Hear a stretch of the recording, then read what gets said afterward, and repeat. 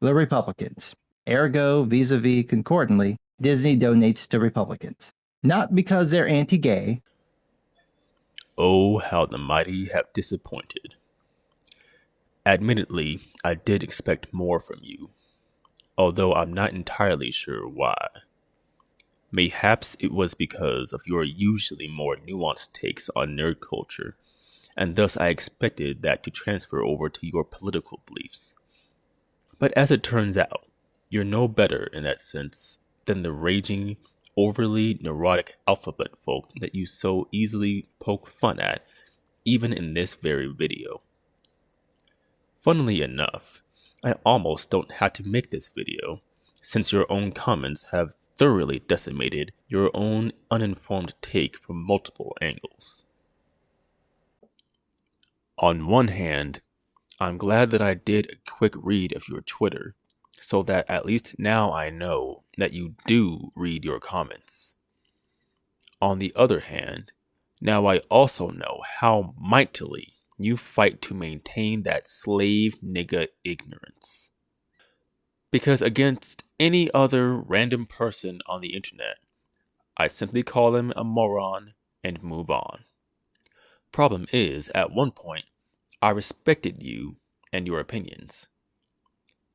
But now you have the nerve to say that other people are engaging in groupthink when you yourself are working with a completely uninformed opinion based solely on the narrative given to you by uninformed others.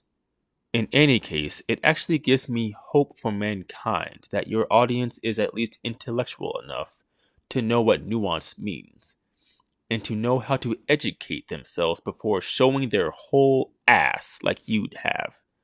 Perhaps this is where you can learn from them. Still, I'm going to cover a few of the more salient points. I'm actually surprised that you didn't make this point yourself, but can we have a quick talk about Disney's supposed support for alphabet folk? Disney has a history of removing gay scenes from their movies when they're launched to certain gay unfriendly regions, such as China and Singapore. Anyone who actually watched the atrocity of their version of Star Wars may remember a lesbian kiss scene between two unnamed characters toward the end of their third movie, a scene which lasted all of 3 seconds at most. This was done in order to pander to Western gays, while having a scene short enough to be easily removed without harming any of the narrative, if you can call it that, so that they can still release the movie in these regions and rake in more international money for having a succession of first openly gay characters. 8, according to Gizmodo. And as of their latest movie, Turning Red, they've apparently removed yet another gay kiss scene, even here in the States. I also find it funny that I was going to bring up Dave Rubin as well, but then you put out this other video in regards to him. And in doing so, you've only made my point. I will grant you that he deleted the tweet, likely due to some of those responses. Twitter is of course going to have a mixed bag of responses. It's Twitter. You could post a picture of a ham sandwich and get negative responses, likely from a vegan in that case. He has another tweet up, however, and just taking a glance through those replies shows overwhelming support for him, his partner, and their children. Are there those who don't agree with what he's done? Yep. Some don't like the idea of a child not having a mother. Still others are completely against surrogacy, claiming that it's commodifying the body of a woman and the life of a child. Even with how ridiculous I find many of these claims are for various reasons, many are not legitimately anti-gay. And even if they are, no one is forced to agree 100% with every decision or thought that somebody has. Hence, why you still have a following in nerd culture, even though politically you're nothing more than a tribalist. Now, you claim that the entire Republican Party is homophobic, a term which arguably doesn't apply in most cases in which it is used, being that the term requires someone to have an uncontrollable, irrational, and lasting fear of gay people. But that's rather beside the point. But how about this? As we all know, Democrats have a rather interesting history with blacks, don't they? Being that they're only actually black as long as they fit the mold which fits their agenda. And if they don't fit that mold, and you ain't black. Or how about What you all know, but most people don't know, unlike the African American community, with notable exceptions, the Latino community is an incredibly diverse community with incredibly different attitudes about different things. And that's just a few of the comments that he's made recently about blacks.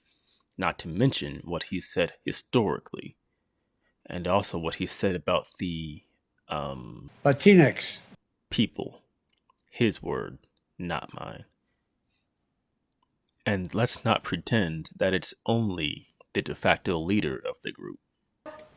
Go. You heard about my ex-boyfriend, right? 50 Cent and his support of Donald Trump. Yeah, what- I had to remind him that he was a black person, so he can't vote for Donald Trump. Chelsea Handler, indeed. And see, this is the primary reason why I have an issue with Democrats. Just as Peterson once said, it's easy to know when the right goes too far. Democrats, on the other hand, still think that they own blacks, just as they did when they were fighting for the Confederacy. They keep y'all bound in chains, but instead of shackling your feet, they shackle your mind. Case in point, 50 Cent did in fact change his mind after his handler forced him to. Nothing but slave nigga mentality. Me, I'm too intelligent to remain anything but a free man. Nobody's allowed to think for me. So if slave mentality is required to be black, if such weakness is required to be black, then I suppose that makes me like Ugin. Colorless. Y'all niggas can keep your shackles. I want none of it. Because white saviors are worse than white supremacists. No, I take that back. White saviors are white supremacists. That goes for everything from so-called progressives to the white savior mascot named Miles Morales to the obvious scam that was Black Lives Matter. But hey, being a slave nigga is so much easier, right? Ignorance is bliss, after all, and thinking for oneself is just too damn hard. It's best to have your thoughts handed down to you by massa. Finally, I'll say this personally. It's strange how you can read every page that either Tolkien ever wrote, and can apparently speak fluent Elvish, but a 7-page bill is too much for you. It's just like my grandmother used to say. If you want to hide something from a nigga, put it in a book. Or in this case, a bill. Local apparent illiterate rainbow person Raven-Symone also deserves a bit of flack for her ignorant comments as well. First off, when even you can't properly pronounce your own acronym. Well, I am a part of the LGBTQ plus community. Don't get mad when those of us unwilling to trip over our own tongues lovingly use other terms. But more importantly, I'm going to say this, and this is my thing. If there's a don't say gay bill, there should be a don't say straight bill. Because it's not fair. So if you're not going to honor their family, your family shouldn't be honored either. So let's just make it even/equal, maybe. Remember what she just said. This will be important later. Now, I'm not going to go through everything that everyone has said about the bill, as it would be impossible to debunk half a nation's worth of ignorance, but Milady Simone has a large platform with which she is spreading her own brand of ignorance. But let's go ahead and take a look at this bill then, shall we? I'm not going to read the entire text word for word.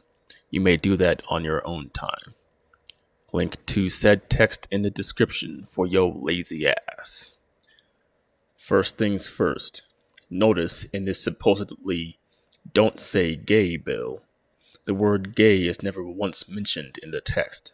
Semantic, yes, but some of you people honestly make me wonder if you seriously thought it did. Now, notice how much of it is regarding parental rights and not having anything to do with the restriction of speech. Here we have one of the two parts of the text which I have highlighted. The only two parts of the text which have any sort of restriction of discussion about gender or sexuality. Indeed, we are talking about eight lines of text in a text consisting of 163 that actually exist in regards to gender or sexuality, which are also being taken completely out of context. This is why I know that anyone who spouts the words "don't say gay" is ignorant. I find it hard to believe that anyone who has actually read the text would actually believe that, although I'm also sure that there's some out there who simply have an agenda to oppose any legislation put forth by a Republican.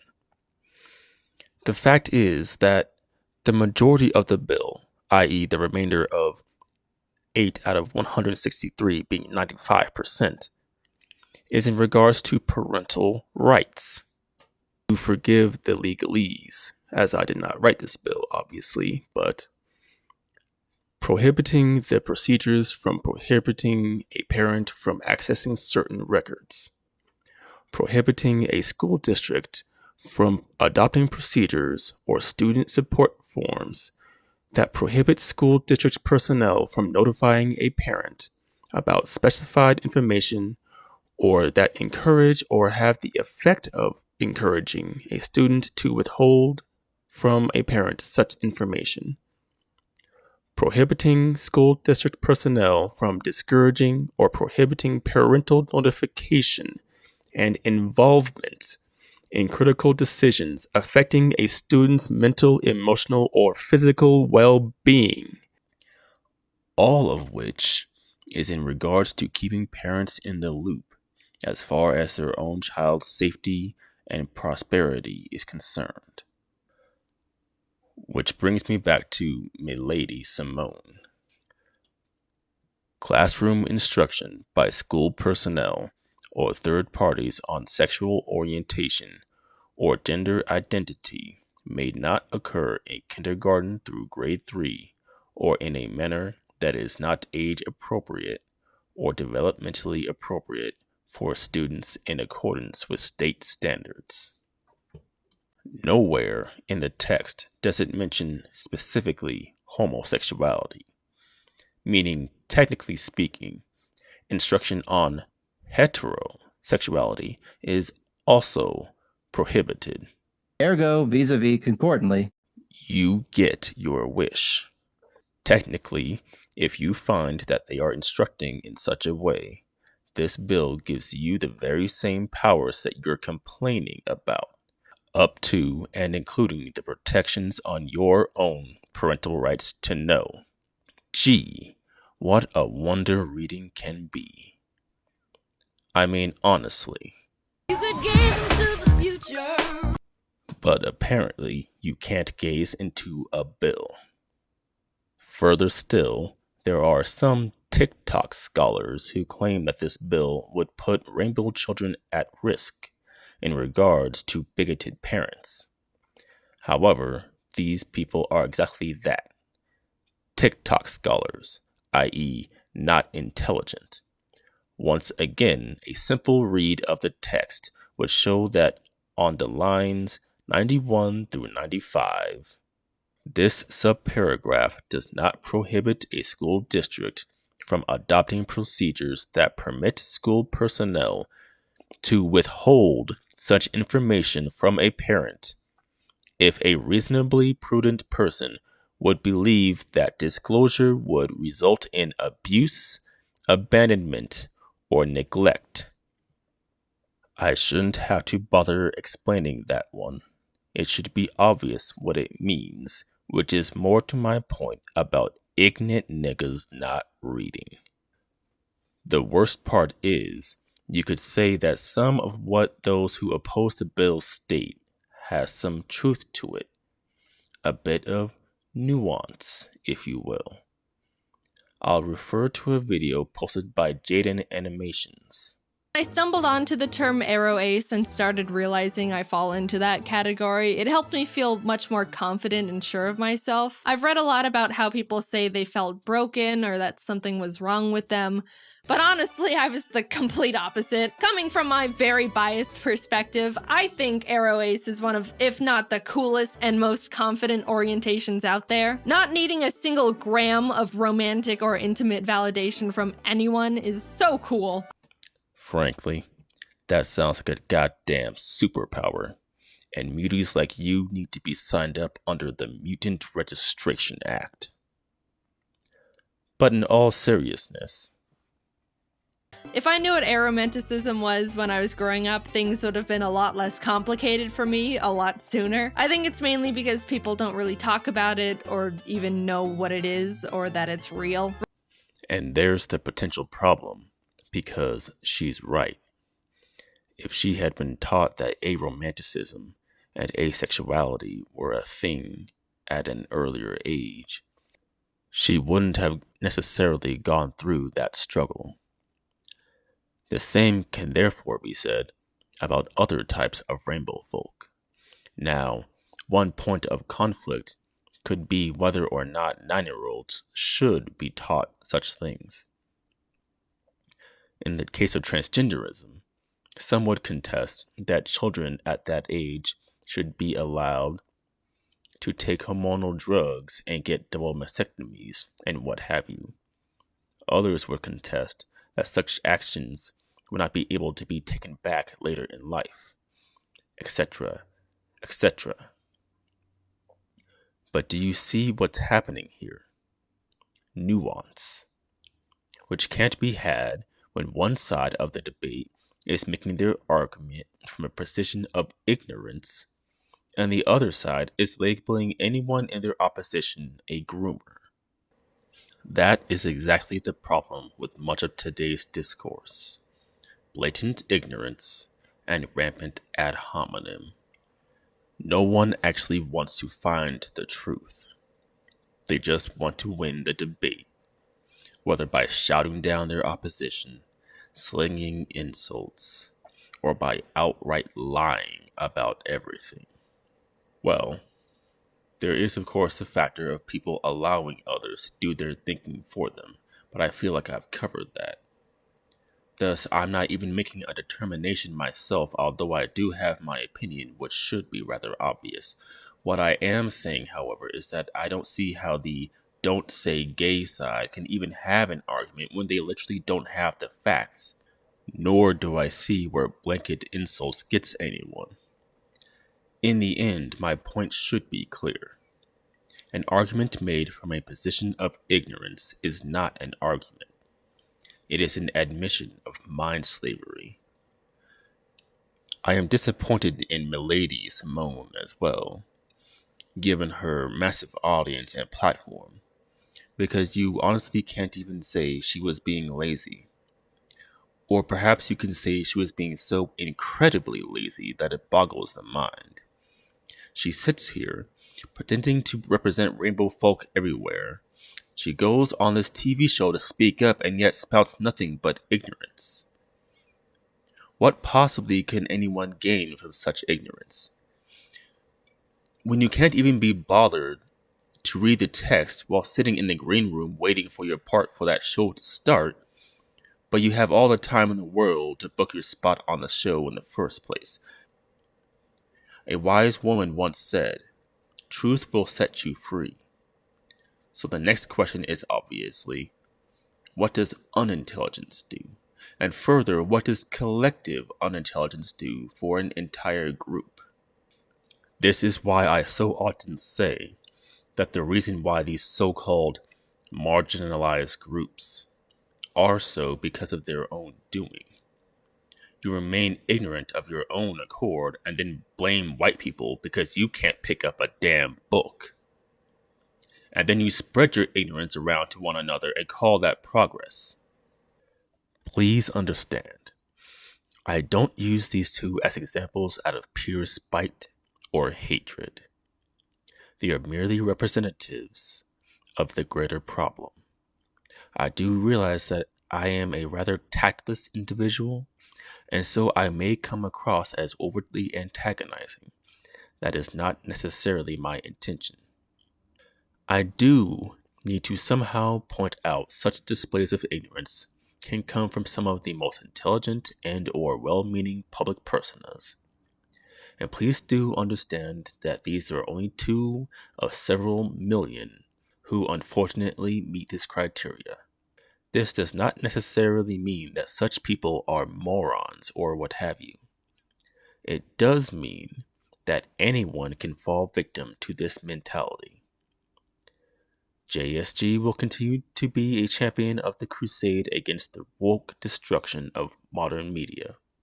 Raven-Symone Christina Perrin Madej, sweet Jesus, what does this woman think she is? Mexican? She has more reason to have a mononym than Cher. Raven will always be, and I quote, "Zoom, zoom, zoom, make my heart go boom, boom, my supernova girl." However, ignorance is ignorance and must be called out as such. Every single one of you that keeps saying "don't say gay" are just parroting each other's nescience, helping one another place your shackles on tighter and tighter. So I say, be ignorant if you wish. Be marginalized if you wish, but leave me out of it. All of it. You can be weak. You can be powerless. I am anything but. And you are welcome to join me at whichever point you decide to shed yourself of your self-imposed powerlessness. But don't try to drag me down with your bullshit while I am ascending this ladder of prosperity, or you'll quickly find my boot in your face. Until next time, bang.